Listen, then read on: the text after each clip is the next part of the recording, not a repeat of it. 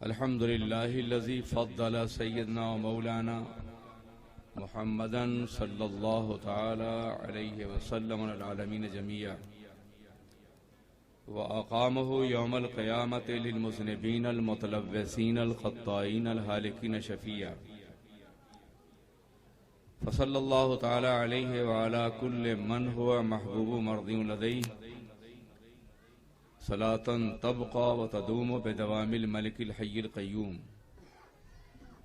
व नशहदु अन ला इलाहा इल्लल्लाह वहदहु ला शरीक लह व नशहदु अन्न सय्यदना व मौलाना मुहम्मदन अब्दुहु व रसूलुहु अम्मा बाद फ़अऊज़ु बिल्लाहि मिनश शैतानिर रजीम बिस्मिल्लाहिर रहमानिर रहीम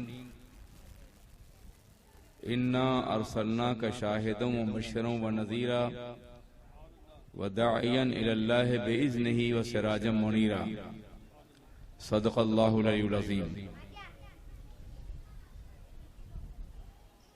उलमाए बावक़ार, अज़ीज़ान मिल्लत इस्लामिया, काबिल एहतराम बुजुर्गों, अजीज बच्चों, आइए हम और आप इंतहाई एहतराम व अक़ीदत के साथ अपने और सारी कायनात के मरकज़ अक़ीदत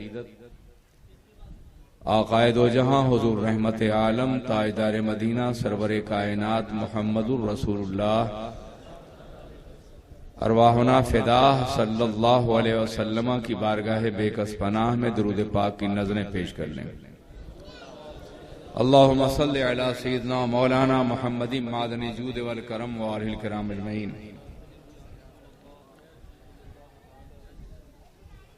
या साहबल जमाल या सय्यदल बशर मिन वजहिकल मुनीर लक़द नुव्विरल क़मर ला युमकिनु सनाउ कमा काना हक़्क़ुहु बादज़ खुदा बुजुर्ग तो ये क़िस्सा मुख्तसर।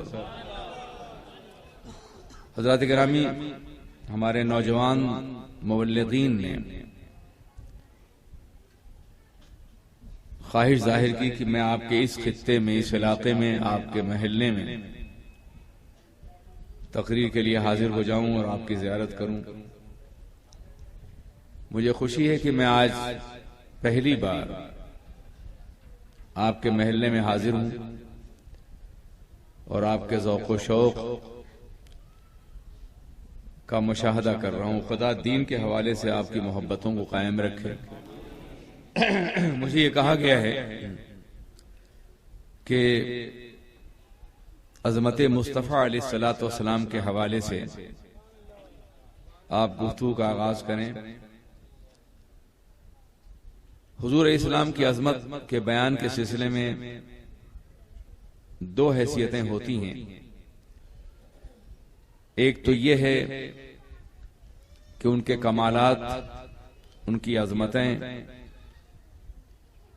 कुछ इस तौर पे बयान की जाएं कि जिसका ताल्लुक फिक्र की दुनिया से हो, इस्तिदलाल की दुनिया से हो, दलाइल की दुनिया से हो। अगर उस लहजे को अख्तियार किया जाए तो यकीनी तौर पर आप ज्यादा फैजियाब नहीं हो सकेंगे। इसलिए मैं चाहूं कि आसान लबो लहजे में, जिसे मैं भी समझ जाऊं और आप भी समझ जाएं, हम सब मिलकर सरकार का जिक्र पाक करें। आपने कहा कि मैं रसूल पाक का जिक्र करूं, तो मियां जिक्र उसका किया जाता है जिसकी हकीकत मालूम होती है, जिसके बारे में मालूमात इतनी हो कि जिसके जरिए समझा जाए कि हमने उसे मुकम्मल तौर पे जान लिया है।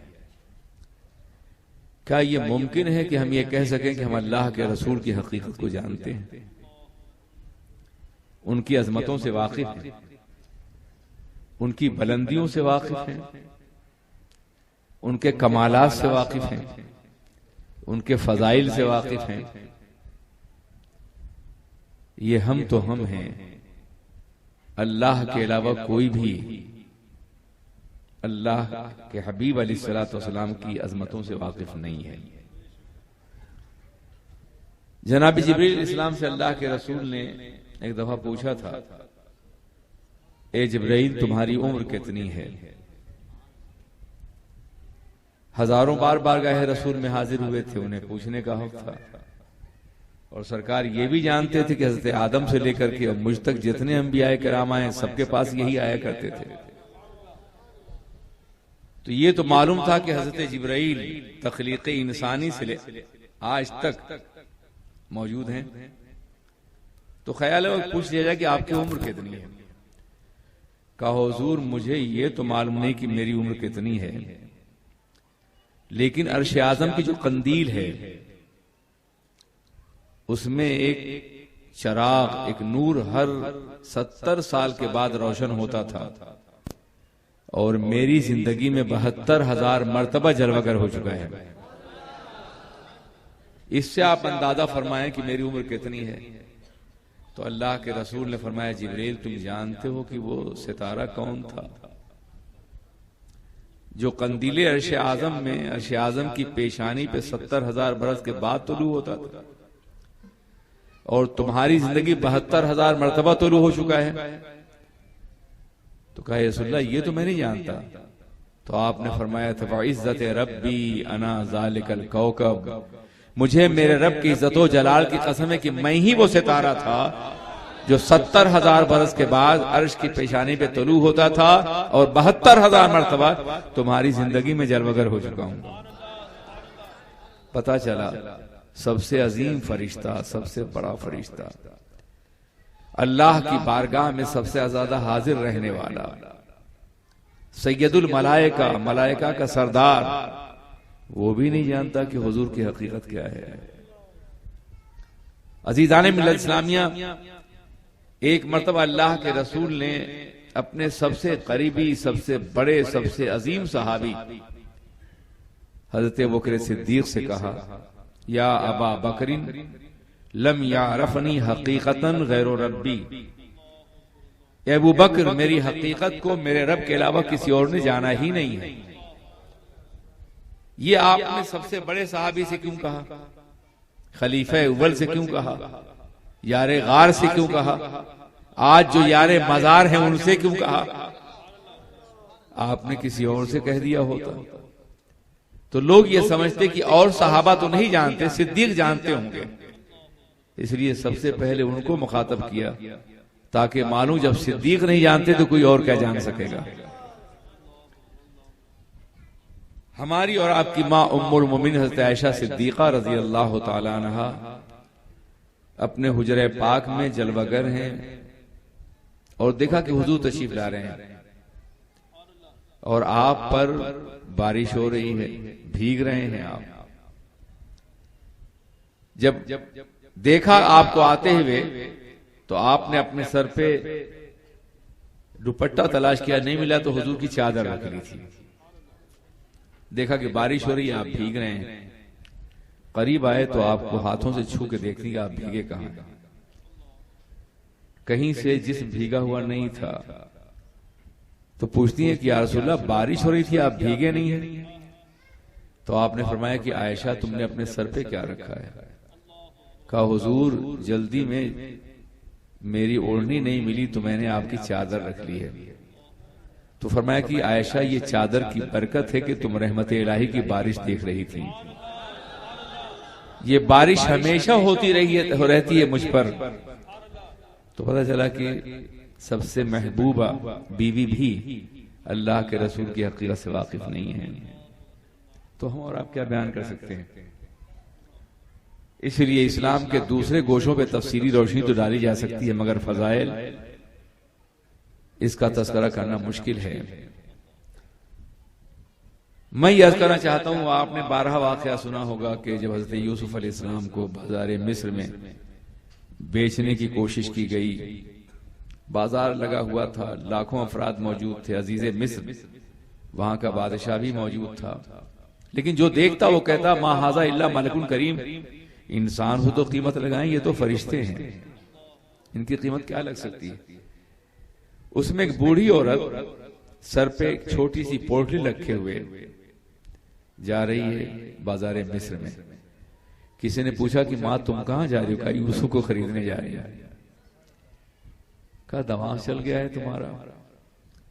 जिसकी कीमत पूरा मिस्र न लगा पा रहा हो, बाजारे मिस्र न लगा पा रहा हो, बादशाह न लगा पा रहा हो, तुम ये पोटली लेके खरीदने जा रही हो? कहा मेरे बेटे मुझे मालूम है कि न बादशाह खरीद सकता है न मैं खरीद सकता हूं। वो अल्लाह का इंतखाब है। जो अल्लाह का इंतखाब, उसका सौदा कोई नहीं कर सकता। लेकिन बादशाह भी पहुंचा है, मैं भी पहुंच रही हूं, ताकि यूसुफ के चाहने वालों में जब नाम आए तो ऊपर बादशाह का है तो नीचे मुजबुरिया का भी नाम आ जाए। तो हम भी इसीलिए जमा हैं कि हमें हर दौर में अंबियाए किराम ने तज़किरा किया, औलियाए किराम ने तज़किरा किया, सहाबाए किराम ने तज़किरा किया, अग़वासो अख़्ताब ने तज़किरा किया। हम भी मौजूद हैं कि जहां ऊपर कहीं हस्सान का नाम हो, नीचे हमारा भी नाम हो जाए।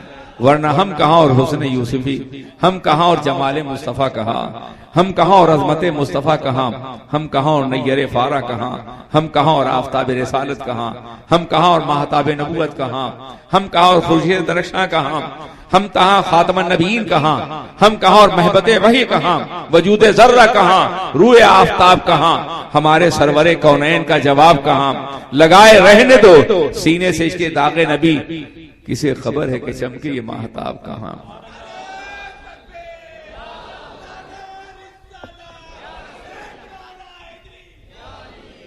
अब आइए जितना हम तस्करा कर सकते हैं कोशिश करें। हम सब इंसान हैं। अल्लाह के रसूल अलैहिस्सलाम को भी पैकरे इंसानी ही में भेजा गया था। इससे दिलों को धोखा होता है कि हम भी इंसान हैं, वो भी इंसान है, हमारे ही जैसे होंगे। अजीजाने मिल्लत इस्लामिया, थोड़ा सा तवज्जो चाहूंगा। आप जिस जमीन पे बैठे हैं ना, इसको आलमे जमादात कहा जाता है। पत्थरों की दुनिया, मिट्टी की दुनिया, रेत की दुनिया। इसके अंदर बढ़ने की सलाहियत नहीं है, जितनी है उतनी ही है। न चल सकती है, न मुंतकिल हो सकती है, न बढ़ सकती है, न फील कर सकती है, न महसूस कर सकती है। लेकिन इसके ऊपर पौधों की दुनिया है, दरख्तों की। खेती बाड़ी करने वाले जानते हैं कि दरख्त जमीन पे होता है मगर बढ़ भी सकता है, फल फूल भी सकता है। एक छोटा सा दाना गंदुम का, जौ का या किसी फल का गुठली आपने जमीन में डाल दी, जमीन का सीना चीर करके घर आ गए। आप किसान हैं, फार्मर हैं, आप सोच रहे हैं कि हमने बड़ा काम किया, हमने खेत में बीज डाल दिया है। मगर आपको शायद अंदाजा नहीं कि एक नन्हा सा दाना जो मुर्दा है बज़ाहिर, उसमें हिस्स नहीं, हरकत नहीं, जिंदगी नहीं, जब जमीन के अंदर आपने डाला है तो अल्लाह की कुदरत देखिए कि जमीन का नमक जो बड़े बड़े फिरौनों को खा जाता है, वो उस दाने की परवरिश कर रहा है। होता है या नहीं होता? ये हमारे अपने मुशाहदात की बात है। आपने एक दाना डाला, आप घर चले आए और फिर आपने देखा कि कुछ दिनों के बाद एक नन्ही सी कोपल जमीन का सीना चीर के बाहर आई है। नाजुक सी कोपल, इतनी नाजुक है कि शबनम का बोझ बर्दाश्त न कर सके, मगर इतनी ताकतवर है कि जमीन का सीना चीर के बाहर आई है। उसी कोपल को दोबारा दाखिल करना चाहे तो नहीं दाखिल कर सकते आप। और फिर जैसे ही वो नन्ही सी कोपल बाहर आई, पूरा निजाम फितरत उसकी खिदमत में लग गया। सूरज दूध पिला रहा है, नसीमे सहरी झूला झूला रही है, बारिश गुस्ल करा रही है, शबनम वजू करा रही है, जमीन ग़िज़ा फराहम कर रही है, हवाएं झूला झूला रही हैं। एक पौधा है जिसके लिए सूरज भी काम कर रहा है, हवाएं भी काम कर रही हैं, बारिश भी काम कर रही है, शबनम भी काम कर रही है, जमीन भी काम कर रही है। और फिर आपने देखा कुछ दिनों के बाद वो पौधा, उससे फूल निकले। जमीन एक है, मिट्टी एक है, पानी एक है, मगर फूल तरह तरह के हैं। आप सनत और टेक्नोलॉजी के जमाने में हैं, क्या आप बता सकते हैं इंग्रेडिएंट एक हो, मसाला एक हो तो रंग अलग हो जाएगा? मगर ये कुदरत की सन्नाई है, वो रब्बुल आलमीन है। अल्हम्दुलिल्लाह रब्बिल आलमीन। यही वजह कायनात का जर्रा जर्रा खुदा की अजमत की गवाही दे रहे हैं। हर गया है कि जमी रोयत वहदहू ला शरीक नहीं गोयत। जो घास भी उगती है अल्लाह की तौहीद का ऐलान करती है। बर के दरख्ताने सब जर नजरे होशियार, हर वरक़े दफ्तरेस्त मारफते किरदगार। दरख्तों के सब पत्ते भी एक किताब हैं उन लोगों के लिए जो अल्लाह की पहचान रखते हैं। अज़ीज़ान मिल्लत इस्लामिया, तो ये पौधों की दुनिया है। जमीन को मोहताज ग़िज़ा नहीं बनाया गया। जमीन को खुराक की जरूरत नहीं है, सबकी खुराक ये बनती है लेकिन खुद खुराक नहीं हासिल करती। मगर पौधा चूंकि बढ़ सकता है इसलिए जमीन से बेहतर है, जमीन से अफजल है, इसलिए उसको खुराक की जरूरत है, उसे हवा की, पानी की, सूरज की जरूरत है। पौधों के मुकाबले में एक और दुनिया है जो उससे बेहतर है, वो जानवरों की दुनिया है।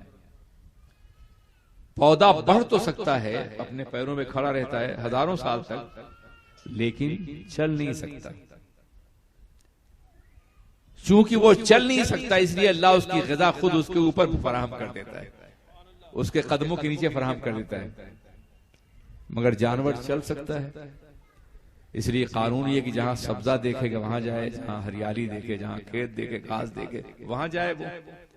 अगर वो बैठा रहे एक जगह तो मर जाएगा वो। तो जमीन को बढ़ने की सलाहियत नहीं दी गई, पौधों को चलने की सलाहियत नहीं दी गई, बढ़ने की दी गई। जानवरों को चलने की भी सलाहियत दी गई और बढ़ने की भी दी गई, लेकिन अक्ल नहीं दी गई, शऊर नहीं दिया गया।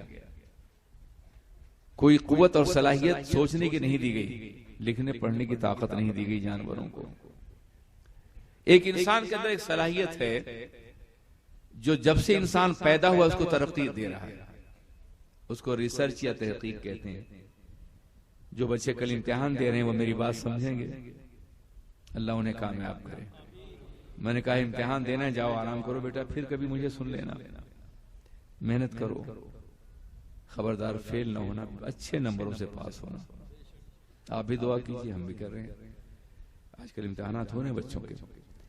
तो मैं ये अर्ज करना चाहता हूं, जरा सोचिए कि जानवर को अक्ल शऊर नहीं है, इंसान को बोलने की ताकत दी गई, अक्ल दिया गया, अक्ल दी गई, शऊर दिया गया, फिक्र दी गई, हर चीज की पहचान दी गई। इसलिए इंसान पे पाबंदी बढ़ा दी गई। जानवर के लिए हलाल और हराम कानून नहीं, जो उसकी ग़िज़ा है जहां मिल जाए खाएगा वो आपका खेत हो या हमारा खेत हो, वो आपकी जमीन हो या हमारी जमीन हो। पाबंदी हम लगाएंगे, वो पाबंद नहीं है। मगर इंसान को जब अक्ल दी गई तो ये पाबंदी लगाई गई कि ये हलाल है, ये हराम है, ये जायज, ये नाजायज है, ये मुफीद है, ये गैर मुफीद है, शराब हराम है, और बहुत से अर्क जो हैं वो हलाल हैं, पानी हलाल है, और नशा आवर चीजें हराम है। पाबंदी लगा दी गई। अब अगर कोई इंसान होते हुए भी हराम और हलाल की परवाह न करे तो आप उसे इंसान समझे, मैं उसे जानवर से बदतर समझता हूं। इसलिए कि जानवर पे भी कोई पाबंदी है, वो भी कोई पाबंदी कबूल नहीं करता। अक्ल इसीलिए दी गई है कि इंसान मुफीद, गैर मुफीद, जायज और नाजायज, हलाल और हराम को पहचाने। बैर कहती है इंसान है, मगर इंसानों के अंदर यह सलाहियत नहीं थी कि वो अपनी जिंदगी के लिए कोई कानून बना सके। ये सलाहियत नहीं थी उसके अंदर। वो चांद पे कमंद डाल सकता है, खलाओं में परवाज कर सकता है, लेकिन अपनी जिंदगी के लिए क्या चीज क्या अच्छी है, क्या चीज बुरी है, ये वो नहीं कर सकता था। इसलिए अल्लाह ने उसके लिए अंबिया कराम को भेजा, और अंबिया कराम को बहुत से कमालात अता फरमाए, बहुत सी अजमतें अता फरमाई। बज़ाहिर वो इंसान होते थे, मगर वो अल्लाह के बख्शे हुए इख्तियारात से काम लेते थे। तमामी अंबिया कराम और अंबिया कराम को, हर इंसान को अक्ल दी गई, और अक्ल के लिए 5 सेंसेस दिए गए। 5 हवा से 5, देखना, सूंघना, सुनना, चखना, छूना। इंसान इसी से इल्म हासिल करता है ना, जितने भी उलूम है सब इसी से हासिल करते हैं। 5 हवास गलती करते हैं, देखना भी गलती कर सकता है, छूना भी गलती कर सकता है, चखना भी, सुनना भी, सूंघना भी। इसलिए अल्लाह तबारक व तआला ने इंसान की जिंदगी को अक्ल के हवाले नहीं किया, बल्कि अंबिया किराम को भेजा और उन्हें वही अता फरमाई कि इंसान को जो कानून मिलेगा वही इलाही से मिलेगा। पता चला हर इंसान अक्ल लगता है, मगर पैगंबर वो हैं जिनको वही दी जाती है। तो जिस तरह से जमीन तरक्की करके दरख्त नहीं बन सकती, दरख्त तरक्की करके जानवर नहीं बन सकता, जानवर तरक्की करके इंसान नहीं बन सकता, इंसान कभी नबी के बराबर नहीं हो सकता है।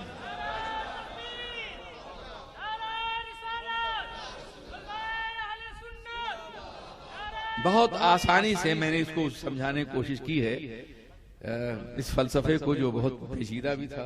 खुदा करे कि आप समझ गए हो, समझे आपने, कि जब इंसान को सिर्फ अक्ल दी गई और नबी को वही दी गई, कुल इन्नमा अना बशरुम मिस्लुकुम यूहा इलैया, ए पैगंबर कह दीजिए मैं तुम जैसा बशर हूं, मगर सुनो, अपने जैसा मत समझना, मुझको वही दी जाती है। ये वो इम्तियाज है जिसमें नबी हर एक से मुमताज है, और सरवरे कायनात तो सैयदुल अंबिया है। ये वो नबी हैं कि हर नबी ये चाहता था मैं उनका उम्मती बन जाऊं। आप कितने खुश नसीब हैं कि आखिरी नबी के उम्मती हैं आप, जिसकी तमन्ना जनाब मूसा ने की है, जनाब ईसा ने की है, उनकी उम्मतियों ने की है, उनके उम्मतियों ने की है। जब वो सुनते थे कि आखिरी नबी ऐसे होंगे ऐसे होंगे, तो जनाब ईसा के एक उम्मती ने जनाब ईसा से कहा कि हुजूर दुआ कीजिए कि मैं उनके जमाने को पालूं, उन पर ईमान लाऊं। तो आपने कहा कि लौहे महफूज में तुम्हारी उम्र कम लिखी है, मगर मैं दुआ करता हूं तुम उन्हें देख सकोगे। जमाना गुजर गया, सरकार जलवगर हुए 570 साल के बाद, फिर सरकार का जमाना भी गुजर गया, हुजूर गौसे पाक का जमाना आया। एक ईसाई आया और उसने कहा कि सुनाइए कि आपके नबी ने फरमाया है कि उलमा उम्मती का अंबियाए बनी इसराइल, मेरी उम्मत के उलमा बनी इसराइल के नबियों की तरह होंगे, तो आप उलमा में से हैं। तो वो तो मुर्दों को जिंदा करते थे हजरत ईसा अलैहिस्सलाम, क्या आप कर सकते हैं? कहा चलिए एक पुराना कब्रिस्तान है, वहां मेरे एक बुजुर्ग की कब्र है, उसे जिंदा कीजिए। आपने चलो, एक टूटी हुई शिकस्ता कब्र थी। आपने कहा कि इसमें जो सो रहा है वो मुगन्नी था, गाने वाला था, तुम चाहते हो कि सिर्फ उठे या गाना भी सुनाए तुमको? उसने कहा ये और अच्छी बात होगी। कब्र शक हुई, वो शख्स निकला, अशहदु अल्ला इलाहा इल्लल्लाह पढ़ा उसने और फिर सो गया। ये वही शख्स था जिसने हजरत ईसा से कहा था कि मैं पैगंबर इस्लाम का जमाना पाना चाहता हूं, मैं उन पे ईमान लाना चाहता हूं। ये गोशा बहुत कम लोगों को मालूम है कि उसे क्यों जिंदा किया गया था। तो मैं ये अर्ज करना चाहता हूं कि जरा सोचिए और गौर फरमाइए कि जिस पैगंबर के उम्मती होने की तमन्ना पैगंबर करते हों वो कितने अजीम होंगे। तो जब किसी पैगंबर के बराबर कोई नहीं हो सकता, तो सैयदुल अंबिया के बराबर कैसे हो सकता है? अब आइए मैं बताऊं, जितने भी अंबिया किराम दुनिया में आए, उन तमाम अंबिया किराम को अपनी कौम की तरफ तन्हा भेजा गया और बड़ी बड़ी ताकतों के मुकाबले में भेजा गया, बादशाहों के मुकाबले में, जालिमों के मुकाबले में, कातिलों के मुकाबले में, जो बच्चों को पैदा होने के बाद ही कत्ल करवा दिए थे उनके मुकाबले में, जनाब मूसा को फिरौन के मुकाबले में भेजा गया, जनाब इब्राहिम को नमरूद के मुकाबले में भेजा गया। हर पैगंबर अपने दौर में जालिमों, जाबिरों, कातिलों के मुकाबले में आया और तन्हा आया। अल्लाह तो कादिर मुतलक है ना, वो चाहता तो हजरत इब्राहिम को पहले बादशाहत देता और फिर कहता जाओ नमरूद को दावत दो। हजरत मूसा को बादशाहत और फौज देता और कहता जाओ फिरौन को बुलाओ। लेकिन अल्लाह ने ऐसा नहीं किया। जानते हैं क्यों? अगर जनाब मूसा बादशाह होते, जनाब इब्राहिम बादशाह होते और कामयाब होते, तो लोग कहते दो बादशाहों में जंग हुई थी, एक बादशाह कामयाब हो गया, एक बादशाह नाकाम हो गया, जैसा कि बादशाहों की तारीख है। इसलिए उन्हें दौलत और सरमाया और बादशाहत देके नहीं भेजा गया, ताकि जब मूसा कामयाब हो, फिरौन नाकाम हो, इब्राहिम कामयाब हो, नमरूद मिट जाए, तो दुनिया ये कहे कि ये बादशाहत की कामयाबी नहीं, ये हक की कामयाबी है, ये सच्चाई कामयाबी है। और दुनिया ये सबक ले ले कि जब हक होगा तो कोई ताकत नाकाम नहीं कर सकेगी। सच्चाई अगर है तो कामयाबी मुसलमानों का मुकद्दर होगा। लेकिन तमाम अंबिया किराम को बेबस बना के नहीं भेजा गया। यार आज के मुल्क में कोई हाई कमिश्नर किसी नए मुल्क में जाए तो उसे इख्तियार दे के भेजा जाता है। हुकूमत, वजीर आजम, प्रेसिडेंट इख्तियार देता है, तुम्हारी दस्तखत हमारी दस्तखत होगी, तुम्हारा फैसला हमारा फैसला होगा, तुम्हारी डीलिंग हमारी डीलिंग होगी, तुम सफीर बन के जा रहे हो ना। तो अल्लाह का जो सफीर जमीन पे आए वो बेख्तियार हो गया। इसलिए नबी का फैसला खुदा का फैसला है, नबी की डीलिंग खुदा की डीलिंग है, नबी का साइन खुदा के फैसले के मुताबिक है। सब कुछ इस जमीन पर वायसराय होता है, नबी अल्लाह का हुक्मरान होता है, बाइख्तियार होता है। तो अंबिया किराम को जो इख्तियारात दिए गए थे वो मोजज़ात थे। हर नबी को बातिल कुव्वत को शिकस्त देने के लिए मोजज़ा दिया गया। जनाब मूसा को आसा का मोजज़ा, दरिया में रास्ता पैदा करने का मोजज़ा, हाथ को रोशन करने का मोइज़ा, यदे बैज़ा का मोइज़ा, पहाड़ों से चश्मा पैदा करने का मोइज़ा, जनाब ईसा को मुर्दों को जिंदा करने का मोइज़ा, आसमान से दस्तरखान उतारने का मोइज़ा दिया गया ना। वो अंबिया किराम खास दौर के लिए आए थे, खास जमाने के लिए आए थे, इसलिए उनको गिने चुने मोइज़ात दिए गए। मगर मेरे नबी हर दौर के लिए आए थे, हर जमाने के लिए आए थे, हर कौम के लिए आए थे, इसलिए उनको सिर्फ मोइज़ा दिया नहीं गया, मोइज़ा बना दिया गया। वो चलें तो मोइज़ा हो। सुना होगा आपने, पत्थर कदमों के नीचे पिघल जाया करते थे। न मेरे दिल न जिगर पर, न दीदे तर पर, करम करें तो निशाने कदमों पत्थर पर। उनका बोलना मोइज़ा था। कुरान पाक फरमाता है, वमा यंतिक़ु अनिल हवा इन हुवा इल्ला वह्युन यूहा। सरवरे कायनात अपनी तरफ से कुछ नहीं करते, बल्कि जो कुछ फरमाते हैं फरमाने इलाही होता है। उनका हाथ मोइज़ा था। अल्लाह फरमाता है, यदुल्लाहि फौका ऐदीहिम, उनके हाथों पर अल्लाह का हाथ है। बैअत रिज़वा में अल्लाह के रसूल अलैहिस्सलाम ने अपना हाथ सहाबा के हाथ पे रखा था। अल्लाह फरमाता है उनके हाथों पे अल्लाह का हाथ है। एक जंग में आपने कंकरियां फेंकी थी और काफिर शिकस्त खा गए थे। कुरान कहता है, वमा रमैता इज़ रमैता वलाकिन अल्लाह रमा। जब कंकरियां फेंकी तो आपने नहीं फेंकी थी, अल्लाह ने फेंकी थी। जिनके हाथ को अल्लाह अपना दस्ते कुदरत कर रहा हो, जिनकी कंकरियां फेंकने को अल्लाह तबारक तआला अपना अमल करार दे रहा हो, क्या उनके हाथों जैसा किसी का हाथ हो सकता है? जिनकी निगाहों के बारे में अल्लाह मा ज़ागल बसरो व मा तगा। मूसा को है तूर बेहोश हो गए हैं, लेकिन अर्श पे अल्लाह के जलवों को देखते हैं और पलकें झपकती भी नहीं है। जिनकी आंखों का तस्करा कुरान अज़ीम ने किया हो, जिनके चेहरे पाक का तस्करा कुरान अज़ीम ने किया हो। बद्दुहा, चाश के आफताब की तरह रोशन है रूए पाके मुस्तफा, जिनकी जुल्फों का तस्करा। वल्लैल, अजीजान मिल्लत इस्लामिया, आप जरा सोचे, जिनके शहर का तस्करा कुरान में किया हो।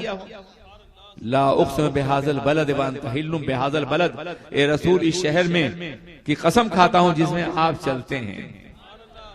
वहां काबा भी है, वहां मकाम इब्राहिम भी है, सफा और मरवा भी है, मगर अल्लाह काबा की कसम नहीं खा रहा है कुरान में, नबी की रफ्तार की कसम खा रहा है। आप अंदाजा फरमाएं, अल्लाह ने नबी की उम्र की कसम खाई, जिंदगी की। लाअमरुका अन्नहुम फी सकरतिहिम यामहून, ए पैगंबर आपको आपकी जिंदगी कसम, ये काफिर अपने नशे में बदमस्त हो गए हैं, आपकी जिंदगी तो बहुत बुलंद है।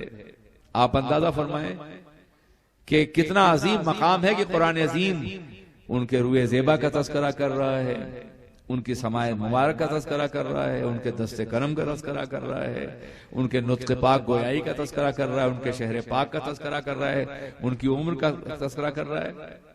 और एक मकाम पर नहीं, वत्तीने वज़्ज़ैतून वत्तूर सीनीन वहाज़ल बलदिल अमीन, तीन की कसम, इंजीर की, जैतून की कसम, ओलीव की, जैतून की, तूर सैना की कसम, इस बलद अमीन की कसम।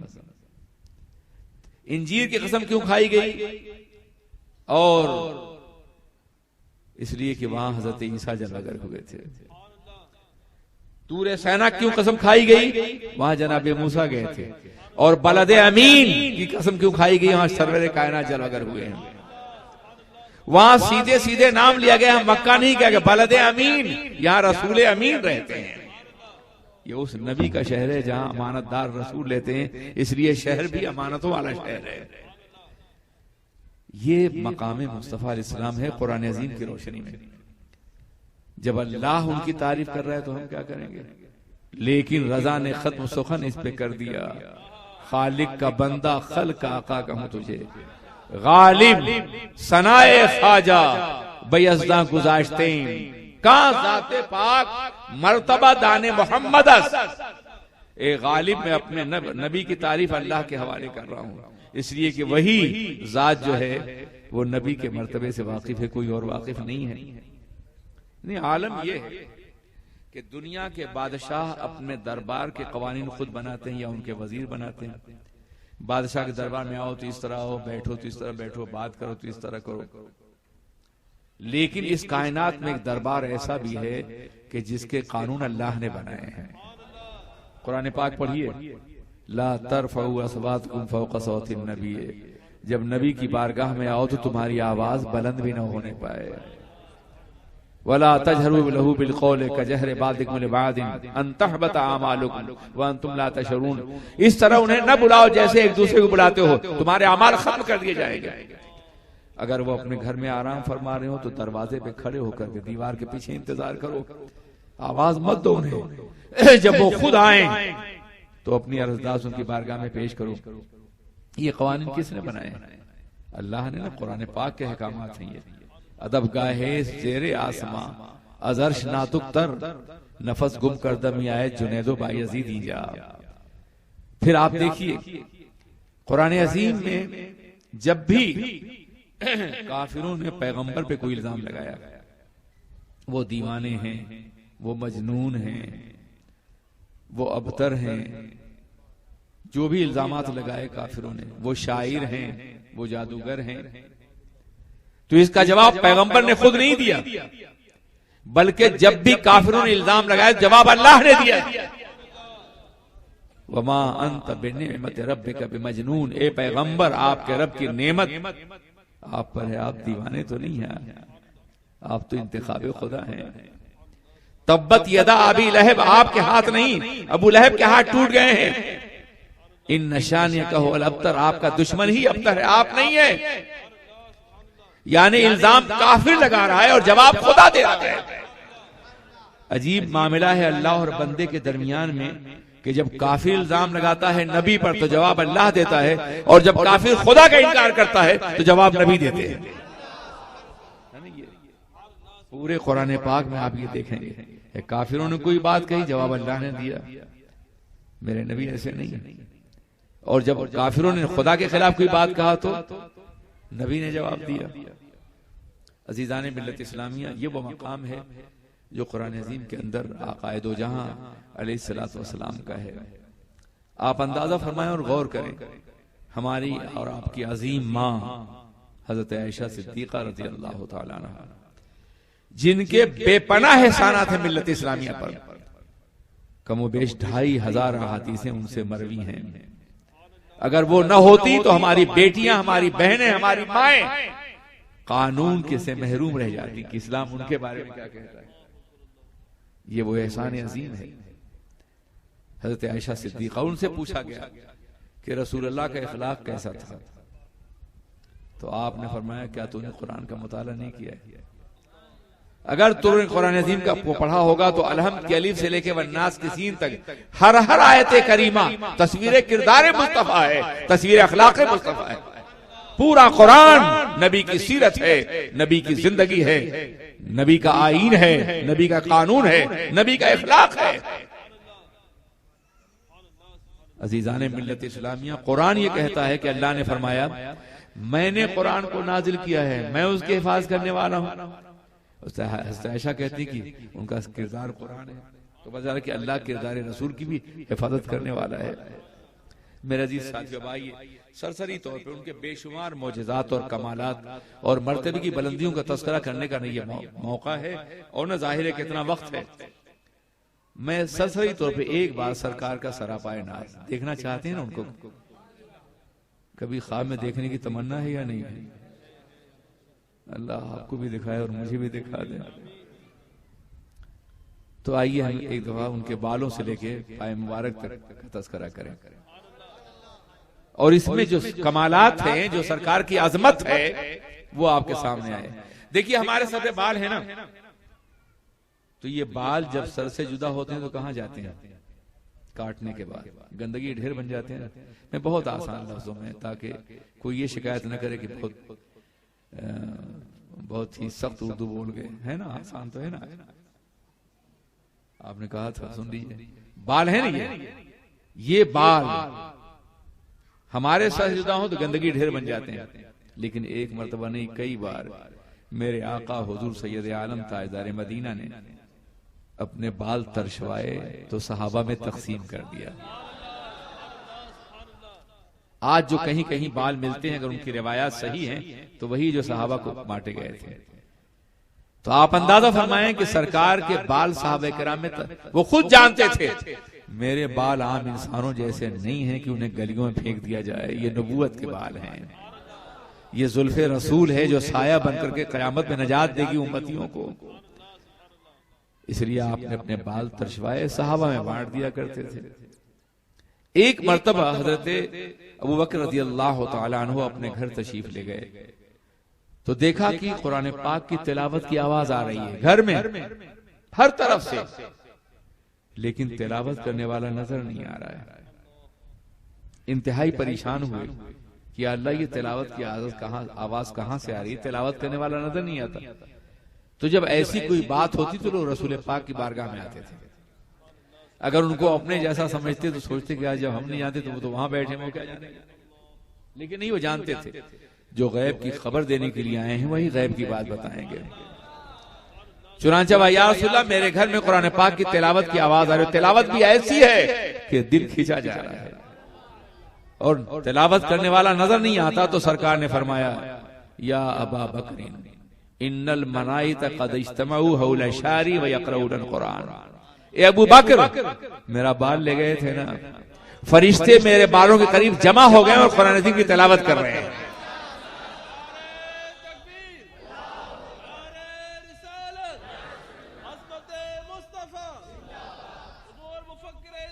हमारे सर से बाल जुदा हो तो गंदगी ढेर बन जाते हैं, मगर नबी के सर पे जो बाल हैं मंबउल कमाल हैं, वो तफसीर वल्लैल है।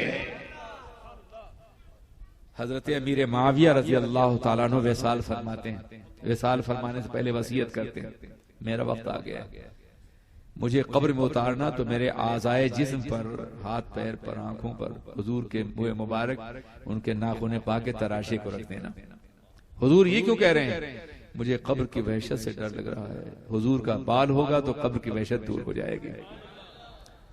आज तो लोग इतने बेखबर हैं कि परवाह ही नहीं कब्र की। अमीर माविया कातिब वही हैं, रसूलुल्लाह के बरादर निस्बती हैं, बड़ा ऊंचा मकाम है इनका, वो भी कब्र से खौफज़दा है। और हमें लगता है कि हमें कब्र में जाना ही नहीं है, पड़े हुए हैं दुनिया की उसमें, इतने बेखबर हैं। और कुछ तो हमारे नात पढ़ने वालों ने भी और कव्वालों ने भी बेखबर बना दिया है।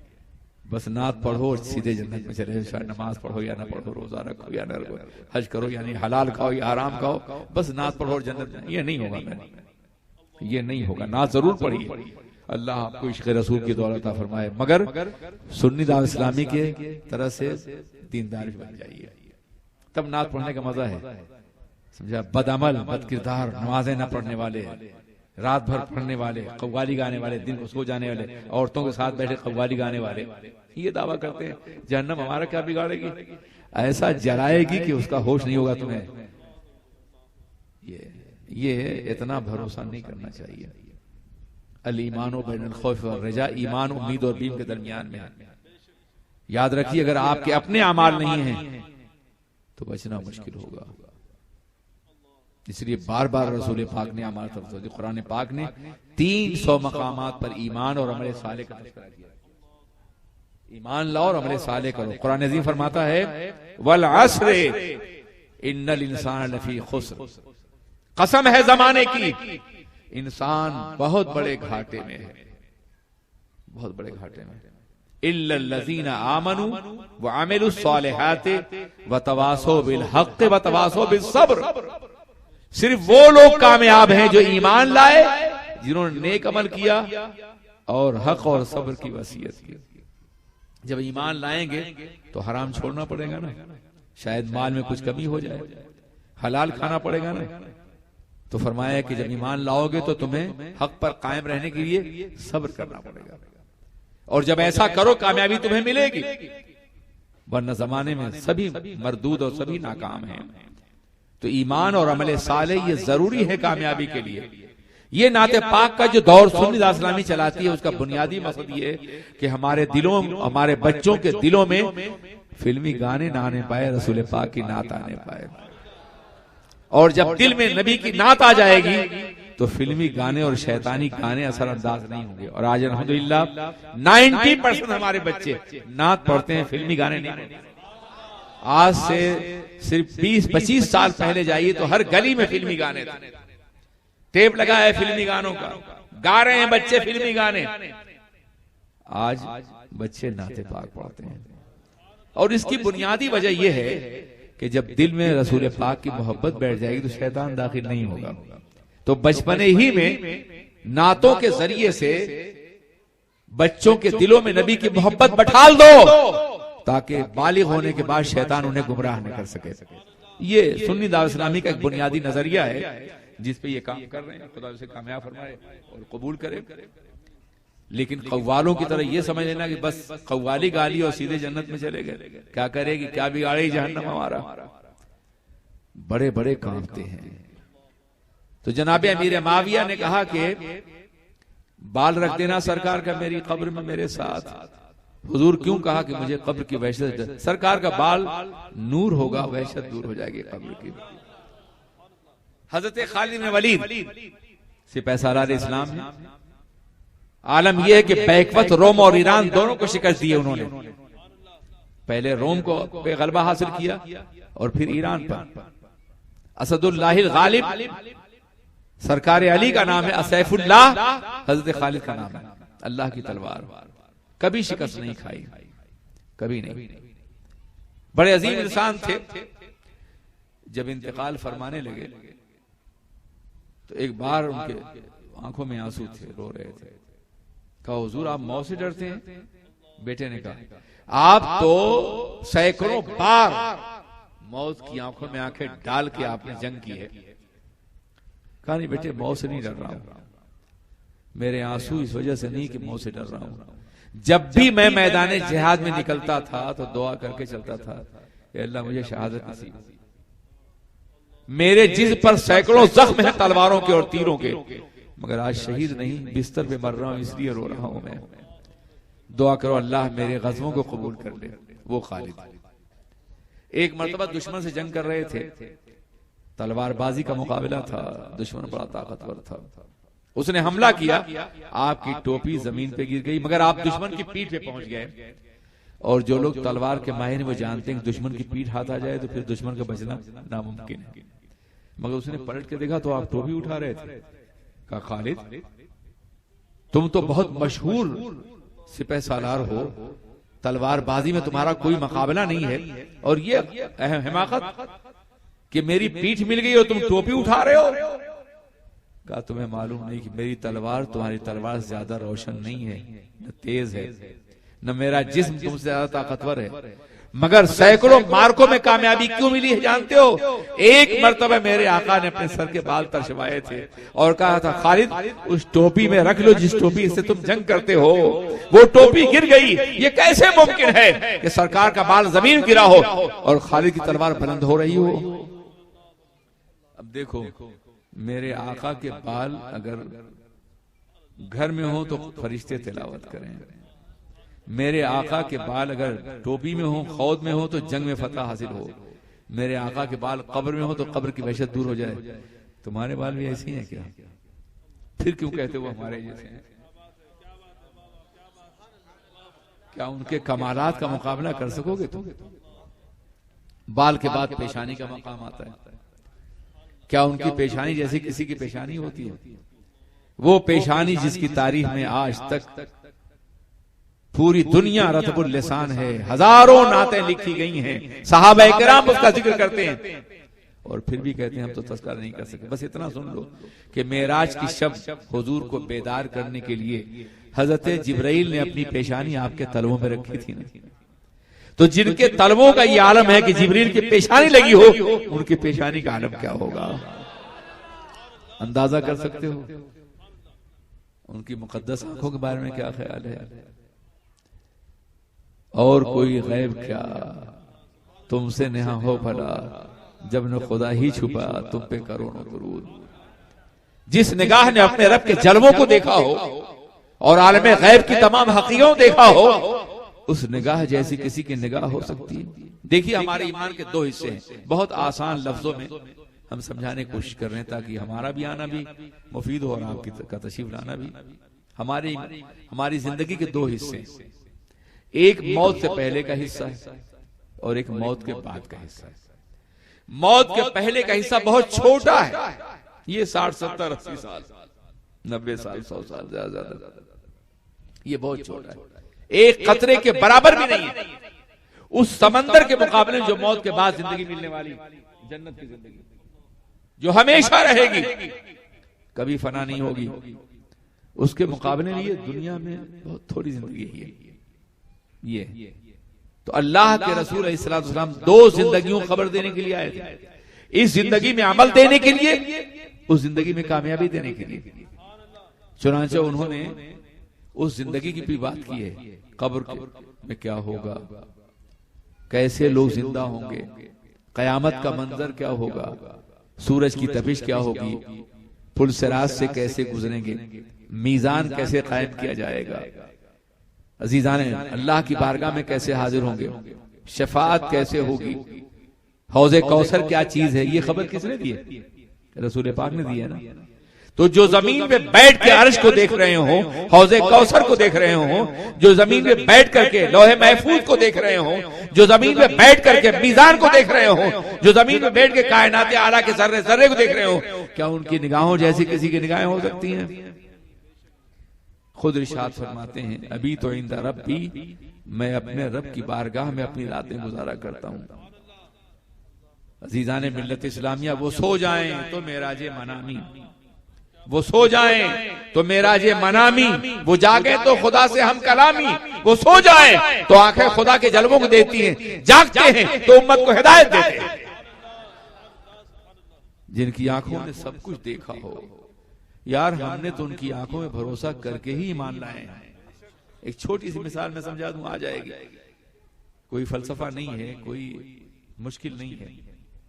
देखो हमारा कलमा है, पढ़ते हैं ना कलमा, अशहदु अल्ला इलाहा इल्लल्लाह, मेरे साथ पढ़ लो यार, अल्लाह गवाह हो जाए, अशहदु अल्ला इलाहा इल्लल्लाह व अशहदु अन्न मुहम्मदन अब्दुहु व रसूलुहु।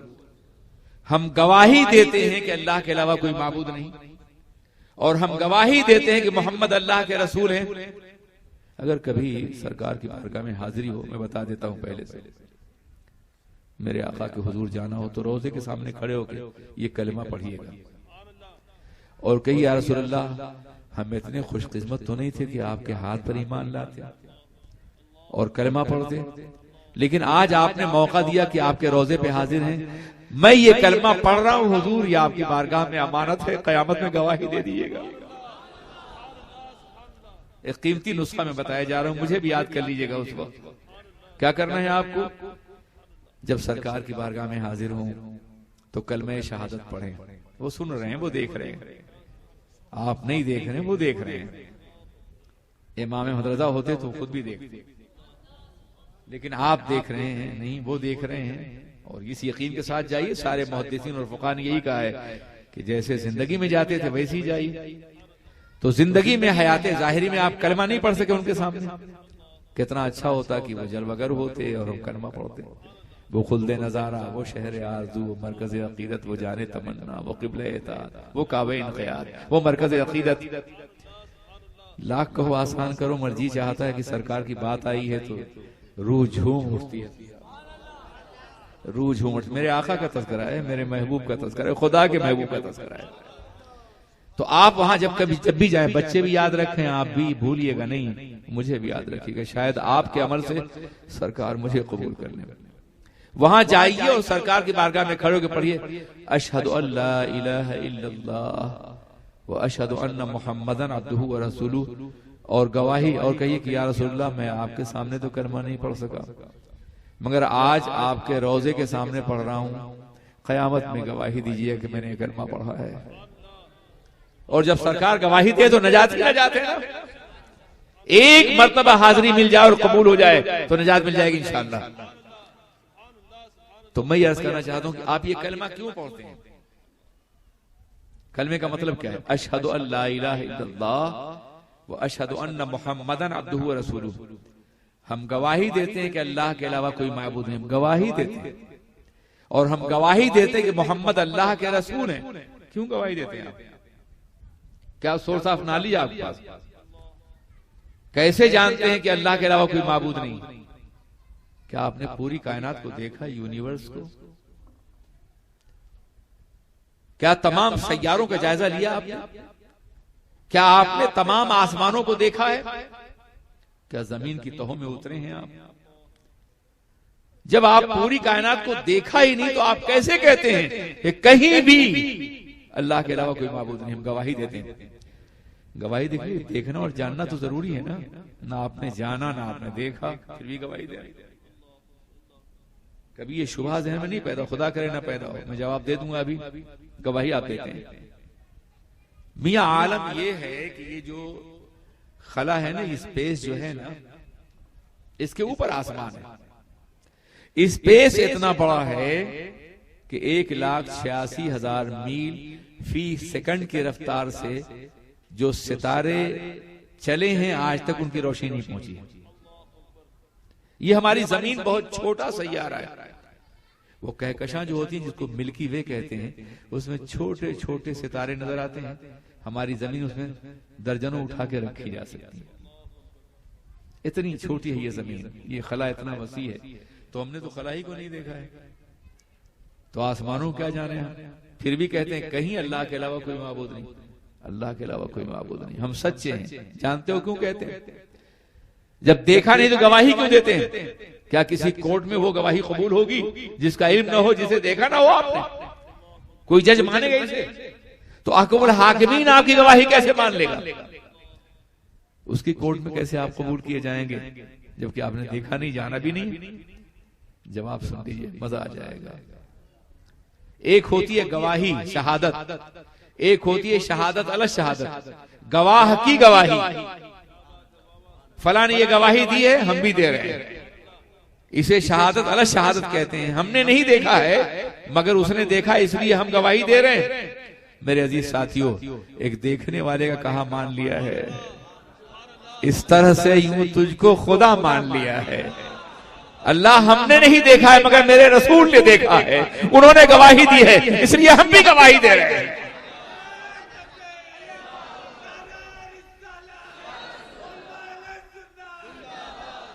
एक देखने वाले का कहा मान लिया है, एक देखने वाले का कहा मान लिया है, इस तरह से यूं तुझको खुदा मान लिया है।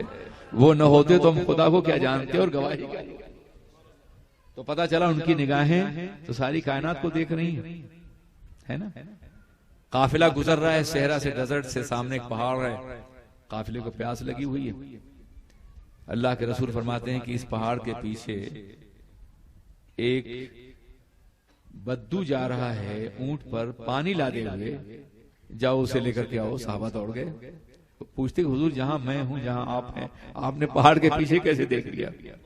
मगर वो जानते थे कि जो आसमान के पीछे की खबर देते हैं, क्या पहाड़ के पीछे नहीं देख रहे होंगे? लोग दौड़ गए और उससे कहा चलो रसूल पाक बुला रहे। अरे नहीं, वो तो जादूगर नहीं है, जाने रहमत है, चलो। लेके आए। हुजूर ने फरमाया इसके मशकीजे, सब अपना मशकीजा भर, एक मशकीजा, सब अपने मशकीजे भर लो, सब वजू कर लो। सबने किया, उसके मशकीजे में एक कतरा पानी कम नहीं हुआ। उसने पढ़ लिया ला इलाहा इल्लल्लाह मुहम्मदुर रसूलुल्लाह।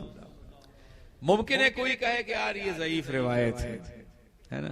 जब कोई रिवायत उनकी मर्जी के मुताबिक नहीं होती या हुजूर की शान के मुताबिक होती है, ज़ईफ है। तो आइए मैं सही रिवायत बताऊंगा जिसका इनकार कोई नहीं कर सकेगा।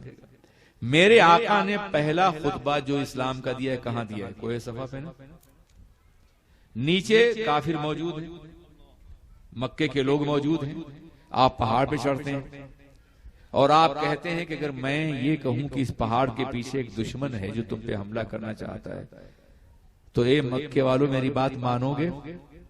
कहा हुजूर मोहम्मद, अभी रसूल तो नहीं कहते थे, मोहम्मद जिंदगी में कभी 40 साल में आपने झूठ नहीं बोला है, आप सादिक और अमीन मानेंगे हम? तो कहा पहाड़ के पीछे नहीं, तुम्हारी जिंदगी के पीछे जहन्नम का अजाब है, मुझ पर ईमान लाओ, खुदा को एक मान लो। आप पहाड़ पे खड़े हो, क्यों आप ये दावत दे रहे हैं? काबा में खड़े हो गए हो। इसलिए कि पहाड़ के सामने दो मंजर होते हैं, एक सामने के लोग होते हैं, पहाड़ के पीछे के लोग। तो गया आप गैब और शहूद की सरहद पे खड़े हैं, आपके सामने आलम गैब भी है और आलम शहादत भी है, आप दोनों को एक साथ देख रहे हैं। पहले वहां खड़े होके अपने को मनवाया उन्होंने कि मैं वहां खड़ा हूं जहां तुम नहीं खड़े हो, और फिर कहा कि पहाड़ के पीछे तो दुश्मन नहीं, अजाब इलाही आ रहा है। तो ये गैब की खबर या नहीं? क्या रसूल की निगाहें नहीं देख रही थी इसे? क्या तारीख में ये वाकया मौजूद नहीं है? क्या कोई इससे इनकार कर सकता है? अजीजान मिल्लत इस्लामिया, तो हुजूर की निगाहों जैसी किसी की निगाहें नहीं हो सकती। क्या हुजूर के कान जैसे किसी कान हो सकते हैं? अरे यार, दूर और नजदीक के सुनने वाले वो कान, काने लाले करामत पे लाखों सलाम, जो ये फरमा रहे हो इन्नी अस्माउ सलाता अहले मोहब्बती, मैं अपने मोहब्बत करने वाले के दुरूद को अपने कानों सुनता हूं, कहीं भी पढ़ रहा हो दुरूद, यहां पढ़ रहे हैं, सुन वो रहे हैं। बस दुरूद पढ़ने के लिए जरा मोहब्बत वाला दिल होना चाहिए, मजाक सिर्फ नहीं, मोहब्बत से पढ़िए। दिल टूटा हो ना तो वो सुनते हैं। दिल एक शीशा है और जिसमें आप चेहरा देखते हैं वो भी एक शीशा है। शीशा टूट जाए तो बेकीमत हो जाता है, दिल टूट जाए तो कीमत बढ़ जाती है उसकी। तू बचा बचा के न रख इसे, तेरा आईना है वो आईना कि शिकस्त हो तो अजीज तर है निगाहे आईना साज में। टूटे हुए दिल से आवाज दीजिए, ये टूटा हुआ दिल शहे कौनैन का घर है, बैठा हूं यहां गुंबदे खजरा पे नजर है, कम से कम इतना तो हो जज्बे तसव्वुर में असर, मैं जिन्हें याद करूं उनको खबर हो जाए। तो जो कायनात की फरियादें सुनते हैं और वही इलाही जिन पे नाजिल होती है, जिनके कान को अल्लाह ने अपने कलाम के लिए मुंतखब कर लिया हो, क्या उनके कानों जैसा किसी कान हो सकता है? हजारों मिसालें दी जा सकती हैं, एक एक अज़्ब पर सरकार के दर्जनों रातें कुर्बान की जा सकती, गुफ्तगू की जा सकती, मौका नहीं। क्या हुजूर की मुकद्दस जुबान जैसे किसी की जुबान हो सकती है? जुबान तो जुबान है, लुआबे दहन जो आपके का लुआबे दहन सलाइवा है, जिसे आप अपनी जुबान में थूक कहते हैं, हम नहीं कह सकते सरकार के बारे में। आलम यह है एक सहाबी का हाथ कट गया, कटा हुआ हाथ लेके हाजिर है, हुजूर ने लुआब लगाया और हाथ फिट हो गया। हजरत अली को मैदान जंग में भेज रहे हैं, गज़वा खैबर में, खैबर फतह करोगे, हुजूर आंखें खुल नहीं रही, आशोब है, लुआबे दहन लगाया, आंखें गुलाब की तरह खुल गई। हजरत कतादा रजी अल्लाह ताला अन्हु की आंखें जग में निकल आई, आंख का डेला लेके हाजिर, या रसूल अल्लाह ये आंखें आपको देखती थी, मुझे आंखों के जाने का गम नहीं है, गम यह है कि आज के बाद ये आंख आपके चेहरे को नहीं देख सकेगी। तो आपने लुआबे दहन लगाया और आंख रख दी और वो ताबनाक हो गई, और जनाबे कतादा के जिंदगी में कभी दर्द भी नहीं हुआ, उसकी रोशनी कई गुना बढ़ गई है। तो जिनके लुआब का ये आलम हो, उनकी जुबान का क्या आलम होगा? जिनके दंताने मुबारक का ये आलम है। आयशा कहती है सरकार मुस्कुराते तो मैं अपनी गुमशुदा चीज सुई पा लेती थी, यूं मुस्कुराए जान सी कलियों में पड़ गई, यूं लब कुशा लेके गुलिस्तां बना दिया। और जुबान मुबारक, सुभान अल्लाह, कुरान अज़ीम इरशाद फरमाता है वमा यंतिक़ु अनिल हवा इन हुवा इल्ला वही युहा, रसूल अपनी जाने से कुछ नहीं फरमाते, जो कुछ फरमाते हैं फरमान इलाही होता है। और आलम यह है कि जो फरमा दिया तकदीर का फैसला बन गया। ग़ज़वा बद्र में 313 निहत्थे मुजाहिदीन हैं, आप खेमे से बाहर आते हैं, एक दायरा खींचते हैं, यहाँ अबू जहल मारा जाएगा, एक और दायरा खींचते हैं, उतबा मारा जाएगा, एक और दायरा खींचते हैं, शैबा मारा जाएगा। और जब जंग का गुबार छटा तो दुनिया की निगाहों ने देखा कि उतबा और शैबा की लाशों को मौत का इस्तिराब भी उस दायरे से बाहर न ला सका जिसको रसूल ने खींच दिया था। जो शब को कह दिया दिन है तो दिन निकल आया, जो दिन को कह दिया शब है तो रात होके रही। तुम्हारे मुंह से जो निकली वो बात होके रही। सुराका रसूल पाक गिरफ्तार करना, काफिर हैं, गिरफ्तार करना चाहते हैं, घोड़े के कदम को जमीन पकड़ लेती है, हुजूर दुआ करते हैं, छोड़ देती है जमीन। कहते हैं सुराका तुम सोने की लालच में आए थे ना, जाओ, मैं तुम्हारे हाथों में किसरा के कंगन देख रहा हूं। ये कंगन वो बादशाह पहनता था जो ईरान के तख्त पे बैठता था। अभी तो अपना घर छोड़ रहे हैं, मक्के से मदीने जा रहे हैं और फरमाने किसरा के कंगन तुम्हारे हाथ में होंगे। गोया ऐलान कर रहे हैं किसरा फतह होगा, वो कंगन तुम पहनोगे। और जब ईरान पर हमला हुआ, जनाब उमर का जमाना है, सुराका बीमार हुए। बीमारी इतनी बढ़ी कि नफ्स रुक रुक के चल रही थी, दिल की धड़कनें कमजोर पड़ चुकी थी, आंखों में मौत की स्याही नजर आ रही थी। सहाबा आए, सुराका वसीयत करो, तुम बचने वाले नहीं हो। तो आप मुस्कराए, क्या है ना वो मौत की मुस्कुराहट का, मुस्कुराया और कहा क्या तुम समझते हो मुझे मौत आ जाएगी? अभी तो मैंने कंगन पहने ही नहीं है।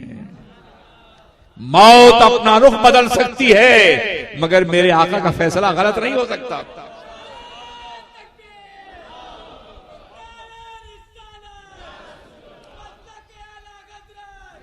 जो शब को कह दिया दिन है तो दिन निकल आया, जो दिन को कह दिया शब है तो रात होके रही। तुम्हारे मुंह से जो निकली वो बात होके रही। दुनिया बोलती है तो वाकई को देख के बोलती है, नबी बोलते हैं तो वाकई को वैसा होना पड़ा। तो उनकी जुबान जैसी किसी जुबान तो नहीं हो सकती ना। क्या उनके सीने अथर जैसा किसी का सीना हो सकता है?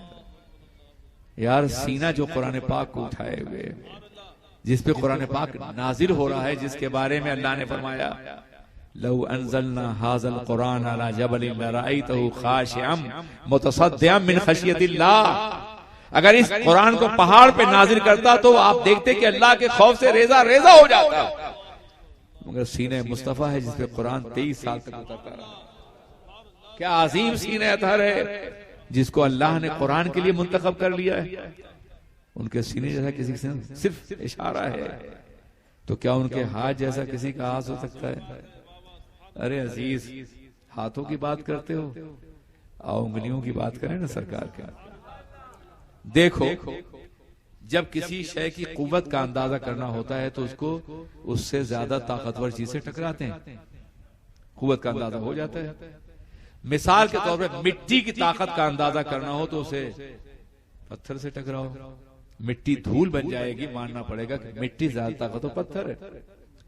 अगर पत्थर की कुव्वत का अंदाजा करना चाहो तो उसे लोहे से टकराओ, पत्थर टुकड़े टुकड़े हो जाएगा, मानना पड़ेगा कि पत्थर ज्यादा ताकतवर लोहा है। लोहे की कुव्वत का अंदाजा करना है, उसे आग में डाल दो, आग लोहे को पानी बना देगी, मानना पड़ेगा कि लोहे ज्यादा ताकतवर आग है।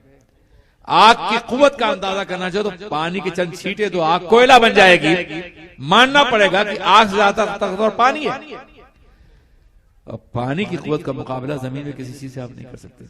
सुनामी आ जाए तो मुल्क के मुल्क बहा ले जाती है, बहुत ताकतवर है पानी। आज सूरज अपनी शुआएं डालता है, चांद तो हजारों टन पानी फजा में बिखेर देता है, जमीन में फेंक देता है। पानी बहुत ताकतवर है और हम तो पूरी जमीन के एक हिस्से पे रहते हैं, पानी तो 7 हिस्सों पर बसा हुआ है ना। तो पानी बहुत ताकतवर है, इसलिए पानी की कुव्वत का अंदाजा करने के लिए न लोहा न आग, कुछ भी नहीं, उसके लिए आसमान की तरफ देखना होगा कि चांद वहां से अपनी नन्ही नन्ही रोशनी डालता है तो ज्वार भाटा आ जाता है, मद्दोजर आ जाता है, और चांदनी रातों में चांद की शुआओं से हजारों टन पानी समंदर से बाहर आ जाता है। देखते नहीं आप कभी हाजी अली जाकर? होता ही नहीं, कैसे होता है? चांद की शुआओं से होता है। तो चांद इतना ताकतवर है कि पानी को समंदर से निकाल के बाहर फेंक देता है, और सूरज जब शुआएं डालता है तो हजारों टन पानी फजा में उठा देता है, वो बादल बन के बरसते हैं। पता चला पानी से ज्यादा ताकतवर चांद है और सूरज है। और चांद और सूरज की कुव्वत का अंदाजा करना चाहो तो नबी की उंगलियों को देखो। इशारा फरमाते हैं, डूबा हुआ सूरज पलट आता है, चांद अपना सीना चाक कर देता है। पता चला पूरी कायनात में जितनी ताकत है उससे ज्यादा ताकतवर नबी की उंगलियों में है। तो उनके हाथों का क्या आलम होगा जो पंजाबी रहमत जारी कर रहा हो, जिसके इशारे से अब्रे करम टूट टूट के बरसता हो। अज़ीज़ाने मिल्लत इस्लामिया, तो क्या उनके कदमाने नाज जैसा किसी का कदम हो सकता है? हम चलें तो ठोकर खाते हैं, नबी चले तो शाहराह बन जाती है, कानून बन जाता है। उनका हर कदम कानून है, उनका हर लम्हा कानून है, उनका हर इक़दाम कानून है। वो कदम उठाएं तो कानून की जुल्फें समझती हैं, कानून की दफात बनती है, उनके इक़दाम की इत्तिबा की जाती है। वो तो वो है, उनका गुलाम कितना अजीम होता है। यानी हम चलते हैं तो ठोकर खाते हैं, दुनिया का दीवाना चला करता है तो ठोकर खाया करता है, रास्ता भूल जाया करता है। मगर रसूलुल्लाह का दीवाना चला करता है तो हवादिसाते जमाना कतरा जाया करते हैं। दीवानगाने इश्क़े मोहम्मद को देखकर घबरा गई है गर्दिशे दौरां, कभी कभी गर्दन में हार डाले हैं माहो नजूम ने, गुजरा है उन हदों से मुसलमान कभी कभी। दुनिया का दीवाना चला करता है तो दुनिया वाले पत्थर मारा करते हैं, मगर रसूलुल्लाह का दीवाना चला करता है तो हवादिसाते जमाना झुक जाया करते हैं। तो जब दीवाने का ये आलम तो उनका आलम क्या होगा? तुमने बारहा सुना होगा कि सरकार चलते थे तो पत्थर पे आपके पैरों के नक्श उतर आते थे, और तुमने अगर सरकार के नक्श ना देखे हो तो जनाब इब्राहिम का तो देखा ही होगा, मकाम इब्राहिम में। अजीजाने मिल्लत इस्लामिया, पत्थर जिनके पैरों के प्रिंट उतार लेता था, जानते हो क्यों? वो जानता था पत्थर भी नबी के लिए मोहब्बत का दिल लगता है। पत्थर पत्थर हमारे लिए, नबी के लिए नहीं है। और हदीस में है, सरकार ने फरमाया हाज़ा उहद युहिब्बुना व नुहिब्बुहु, ये उहद पहाड़ है जो हमसे मोहब्बत करता है और हम इससे मोहब्बत करते हैं। मेरे आका अलैहिस्सलातु वस्सलाम डॉक्टर इकबाल जर्मनी में एक पहाड़ पे अपने एक ओरिएंटलिस्ट दोस्त के साथ, जर्मन के साथ टहल रहे थे। तो उस जर्मन ने कहा कि कभी कभी शख्सियत का रोब, पर्सनालिटी का इतना ज्यादा होता है कि आदमी हर चीज को लरसता हुआ महसूस करता है। देखो तुम्हारे नबी की हदीस है ना कि सरकार पहाड़ पे गए, उनके साथ सिद्दीक़ अकबर हैं, हजरत उमर फारूक हैं, उस्मान गनी है, या जनाब अली मुर्तज़ा। तो पहाड़ लरजने लगा तो हुजूर ने फरमाया पहाड़ ठहर जाए, तो उस पे एक सिद्दीक, एक शहीद, दो शहीद मौजूद हैं। इस तरह की हदीस पाक है, एक नबी, एक सिद्दीक और दो शहीद मौजूद हैं। पहाड़ ठहर गया तो क्या देखिए ये रिवायत जो है हदीस की, पहाड़ लर्जा नहीं था, नबी का इतना खौफ था कि वो लरजता हुआ महसूस हुआ। तो इकबाल ने कहा कि वल्लाह वो तो नबी थे, कोई मोमिन भी कदम रखे तो पहाड़ कांप सकता है। ईमा के जहां पड़ते हैं कदम, पैदा वहीं जमजम होता है।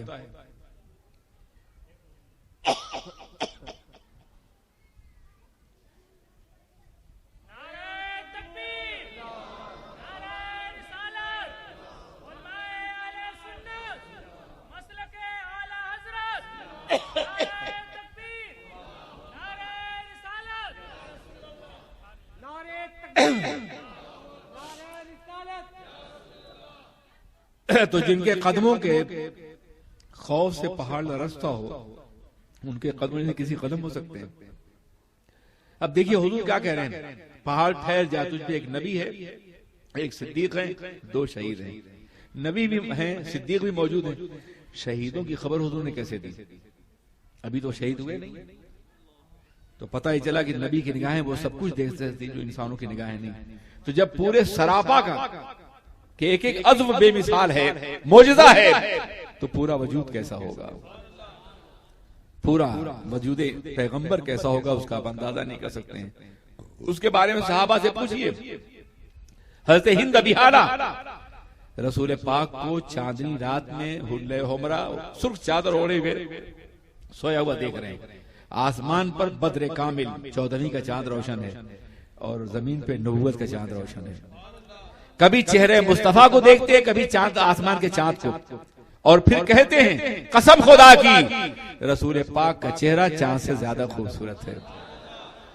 मैं वो शायर नहीं हूं चांद कह दूं उनके चेहरे को, मैं उनके नक्शे पा पे चांद को कुर्बान करता हूं। चांद से तशबीह देना क्या यही इंसाफ है? चांद में तो छाइयां, उनका चेहरा साफ है।